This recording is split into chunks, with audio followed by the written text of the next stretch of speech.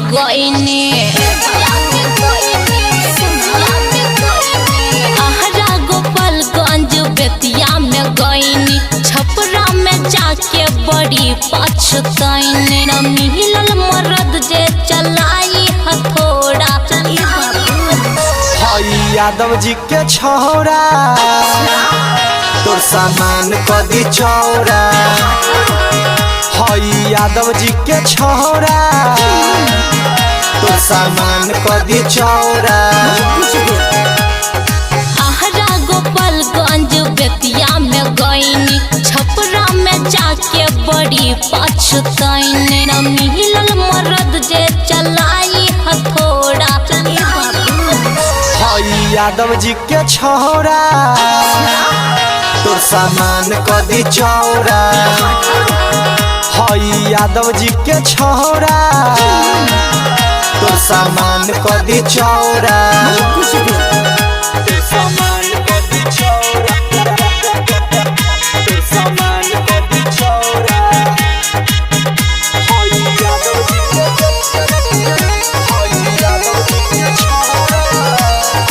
Music by Raju Sinha.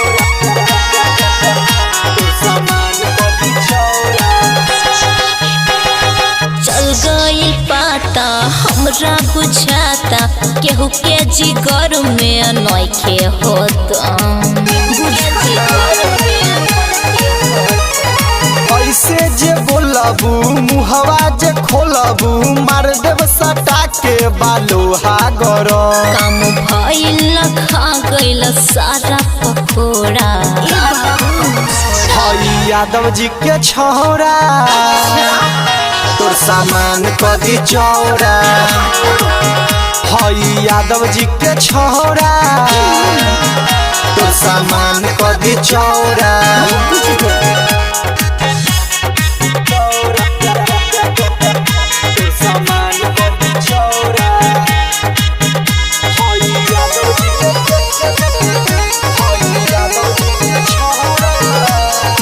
Music by Raju Sinha.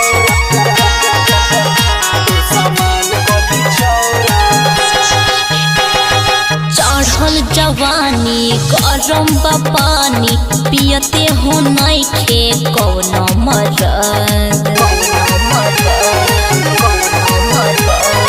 और मैं दीवाना जीतू राज हरली है तो हरा दिल के दर्द